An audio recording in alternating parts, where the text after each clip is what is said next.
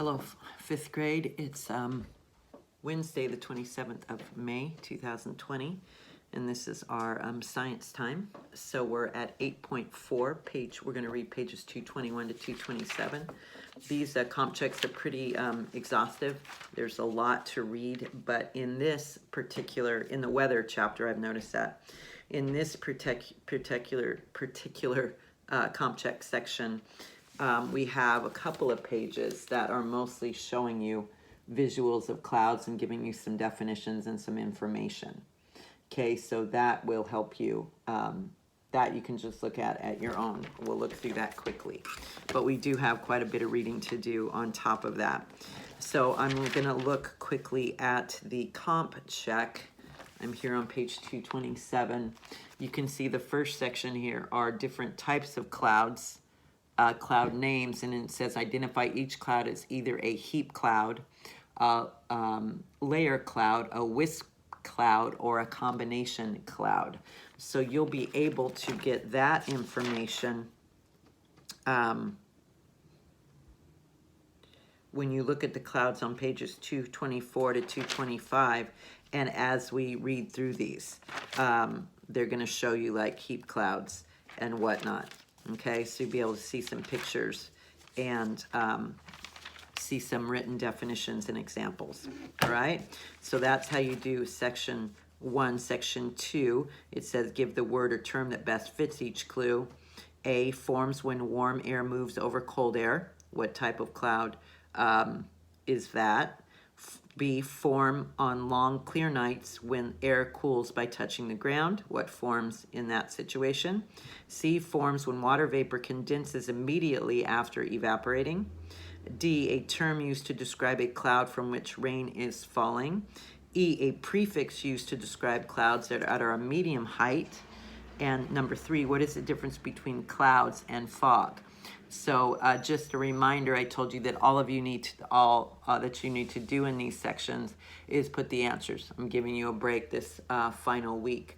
But like I said, I still want you to learn in context, so read carefully, do your best, etc. All right?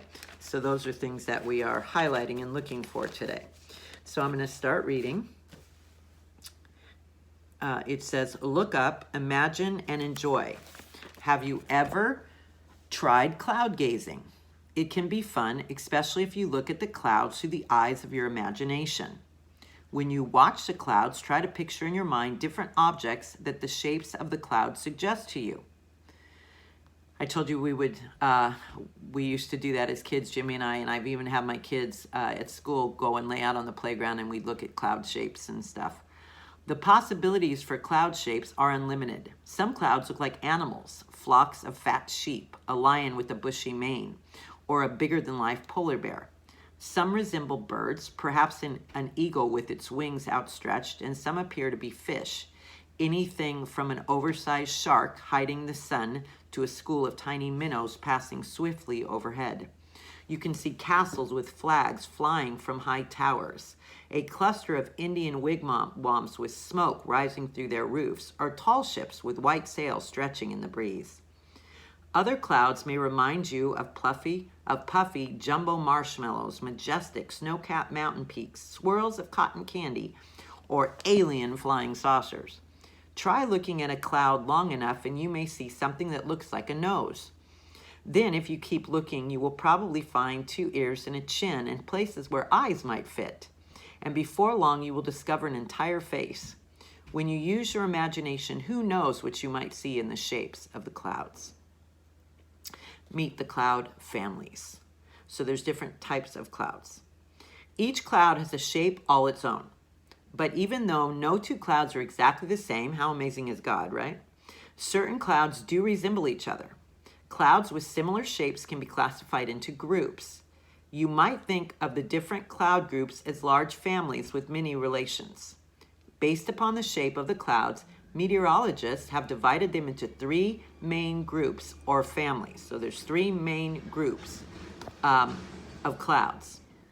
Let's meet the 3 families of the clouds. Family number 1, the cumulus family. The word cumulus means heap or pile. So when we look at section 1 in your comp check, when it says identify each cloud as either heap cloud, layer cloud, wisp cloud, or combination cloud, it says that cumulus means heaps or piles. So the clouds, the types of clouds that are cumulus clouds, will have heaps or piles. So you'll know what to put in that. When you see those clouds, you write dash heap cloud. Okay? I'm talking about section 1, obviously, of your comp check. The clouds in this family are of the puffy, bulgy type. Cumulus clouds grow in an upward direction because they form when air rises vertically, meaning straight up.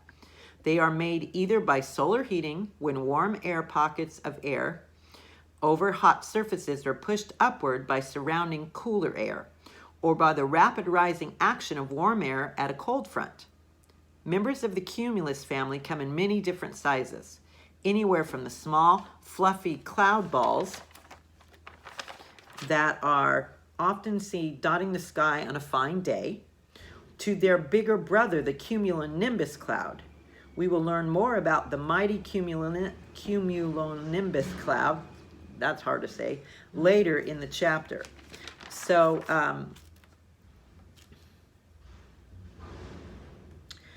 when we talk about each type of cloud, you can flip back to pages 224 and 225. So we were talking about the cumulus clouds, and here's an example here. It says cumulus, they're these white puffy clouds that look like cotton balls. They're heap clouds, clouds heaped upon each other, okay? Heaped all together. So go back and forth if you want to see a visual. The stratus family. Stratus means layer, quote unquote, is the name for the family of flat clouds. Stratus clouds are low sheets or blankets of cloud that stretch over the sky and hide the sun from our view. Although some stratus clouds are thicker than others, stratus do not grow upward like tall cumulus clouds, but spread out horizontally over a wide area. Spreads out this way instead of heaping vertically on top of each other. Okay, stratus clouds. Although some stratus clouds are thicker than others, stratus do not grow upward like tall cumulus clouds, but spread out horizontally over a wide area. I just explained that to you. They form when a large body of warm air traveling across the Earth's surface is forced to rise gradually upward at a slant, either over mountains or over a thin wedge of cold air at a warm front. Stratus clouds are seldom white, but come in varying shades of gray. They often produce rain or are a sign that rain is approaching. So here we see stratus clouds. You see thick layers, and they spread out horizontally. Okay, and you can see examples on pages, like I said, on pages 224. You see another picture here of the stratus clouds. All right. So like I said, you can flip back and forth to see visuals. The cirrus family. Cirrus means wisp or curl. Because cirrus clouds are found at the very top of the troposphere, where temperatures are extremely cold, they are not made of water droplets, but of very small ice crystals. The ice crystals give the clouds a light, delicate, feathery look. High-level winds blow the ice crystals into curling streamers and wispy fibers. Cirrus clouds have been nicknamed mare's tails because their shapes resemble the long flowing tails of horses. Although these clouds form in a variety of ways, many times they are only the scattered remains of much larger clouds that have been blown apart by the wind. So cirrus clouds are really pretty. So they're these wispy, light, and what it says is they could have been parts of larger cloud formations, but the wind, as the storm's broken up or whatever, the wind has blown them apart a little bit, so they're just wispy pieces all over. And you could see really pretty pictures here. They look like angels flying, the way we would think of angels, here on page 225. So we see cirrus clouds. So there's an example of cirrus clouds. Okay. The combination clouds. Certain types of clouds cannot be placed into any of these families because they combine the characteristics of two different families. Such clouds are given names that indicate which of the cloud families they are most closely related to. There are three kinds of combination clouds. One kind is a very high, thin sheet of ice crystals. Since it combines, page 223, the characteristics of both cirrus clouds and stratus clouds, its name is cirrostratus. Okay, so cirrus clouds and stratus clouds, you combine the name and it becomes cirrostratus. And we see pictures of that combination here on page 224. So combination clouds will combine two of the cloud families. In that example, it's the cirrus clouds and the stratus clouds. So hence these names are hard to say. Hence the name cirrostratus, okay? That's one type of combination. There are three types of combination clouds, that's one. Another similar cloud is cirrocumulus. That's going to combine the cirrus and the cumulus clouds. Puffy heap clouds made of ice crystals. They are so high in the air that when seen from the ground, they appear as tiny white specks in the sky. A sky filled with cirrocumulus clouds is sometimes called a mackerel sky because these clouds look like the pattern of scales on a fish. The third combination cloud is the stratocumulus. Like the stratus cloud, this type of cloud is a low, thick blanket covering large portions of the sky. But stratocumulus clouds are not as flat as regular stratus.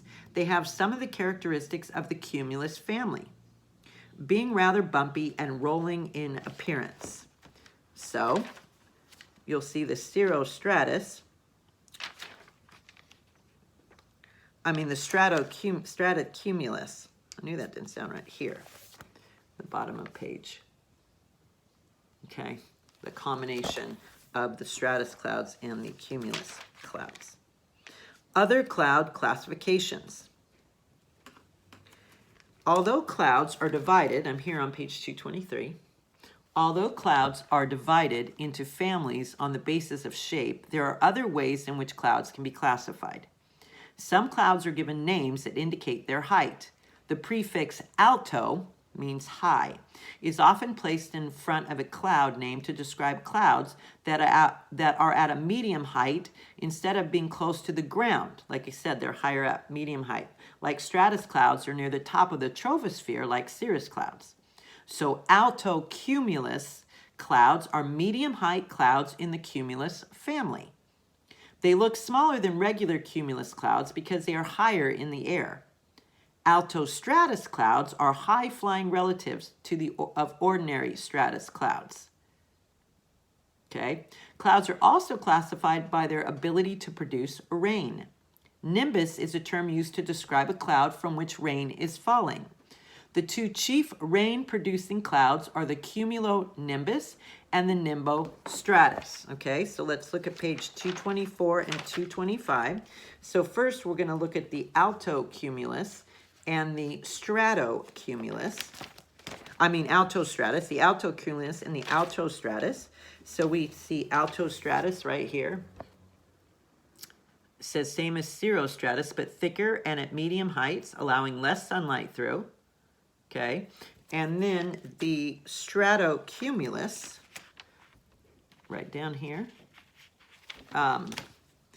We talked about that, I'm sorry. The altocumulus. The altocumulus. These are really pretty. Groups of patchy, puffy clouds, sometimes blown into rows by the wind, much like cirrocumulus, except at medium height. These clouds are often a sign of coming rain. Okay. Then we have the nimbus clouds, and these are clouds that are producing rain. So we have the nimbostratus, right here on page 225. Dark gray clouds covering the sky usually brings heavy rain for long periods. So it rains for quite a bit of time. All right, and let's read on. The cumulonimbus is here. What's the other type of nimbus cloud? High puffy rain clouds, white at the top but dark gray at the bottom. This cloud brings strong winds, heavy rain, lightning, and sometimes hail or tornadoes. That's a beautiful cloud formation. It's pretty cool. But here you can also see the dark gray. That's where the rain's falling and whatnot. Thunder, lightning, it says. Now, fog. A fog is a type of cloud. It's a distant cousin of the clouds, it says. You have learned, and we see fog here in LA from the water. We see that June gloom where there's kind of a fog layer in June because we're so close to the ocean. You have already learned that clouds form when air cools by rising upward. Fog forms in a slightly different way, when air cools without rising. Fog is a special type of cloud at ground level. Each kind of fog is made in a different way. Radiation fog forms on cool, clear nights, especially during the long nights of autumn. It's another word for the fall. After sunset, the temperature of the ground drops rapidly as the earth radiates its heat back into the atmosphere. The air just above the ground cools through contact with the ground. A gentle breeze stirs the cold air so that it spreads away from the ground, often to a height of many feet. The cold air mixes with the cool air and cools the air above it. When the temperature of the cooling air drops below the dew point, water vapor condenses onto airborne dust particles. We've been talking about that last few days, forming fog. The fog thickens and deepens throughout the night. In the morning, the warm sun melts the fog to reveal clear blue skies overhead. Not when the sun just comes up. Sometimes there's going to be fog in the morning for a while, but the sun will, and so we can say early morning fog here. The sun will eventually break through it. Okay, so I want to read that part again about how fog forms. So it says, after sunset, the temperature of the ground drops rapidly as the earth radiates its heat back into the atmosphere. We talked about that cycling. We've been talking about that for a while. The air just above the ground cools through contact with the ground. A gentle breeze stirs that cold air so that it spreads away from the ground. Okay, so it's starting to mix it up, coming off the ground, it's starting to mix it up. Often to the height of many feet, it says. The cold air mixes with the cold air mixes with and cools the air above it.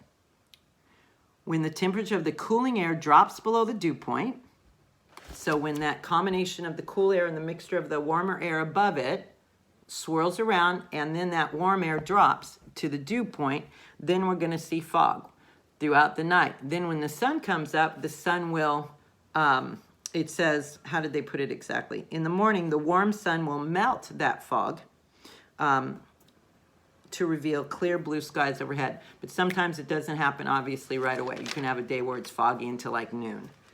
Okay, so again, you can look at all these pictures. I've already read to you the definitions, basically, but you can look through these pictures to help with your comp check and to see visuals of them, and they give you the descriptions that we've basically read already. So I'm going to skip through those pages. I read some of them to you, but they give you pictures, types of clouds, the cirrocumulus, the cirrostratus, the altostratus, the cumulonimbus. Those are rain clouds, the stratus, fog, nimbostratus, cirrus, altocumulus, cumulus, and stratocumulus. And you can see those types of clouds. Here's the fog, ground level cloud, much like stratus. We see the fog over that city there. It's a distant cousin of the cloud family.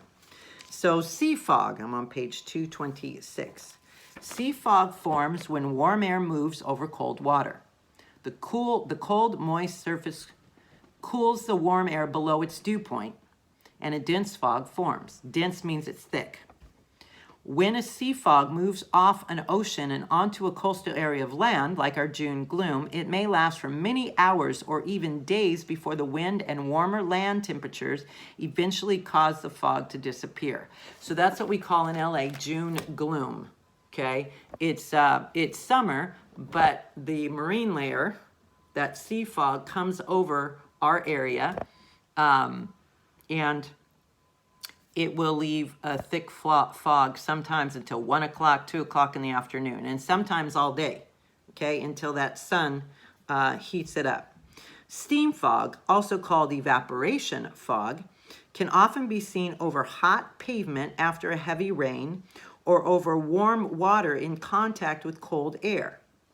Steam fog forms when water vapor condenses in cool air immediately after evaporating. A thin, wispy smoke hovers just above the damp ground or body of water where the evaporation took place. That's kind of cool looking here in this river or a creek. It's hard to tell how large it is because the picture's small. But I want to read that to you again. So it's often seen over hot pavement after a heavy rain or over warm water in contact with cold air.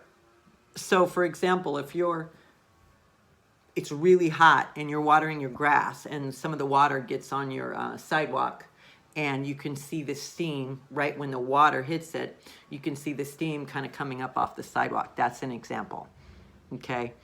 But this is talking about not water from a hose, but in rain. So in tropical areas where it's really hot, really humid, and it rains all the time, like Hawaii, tropical, it rains, and you can see that steam rising from the ground, okay, because the pavement's so hot, the sidewalk's so hot, or the street's so hot.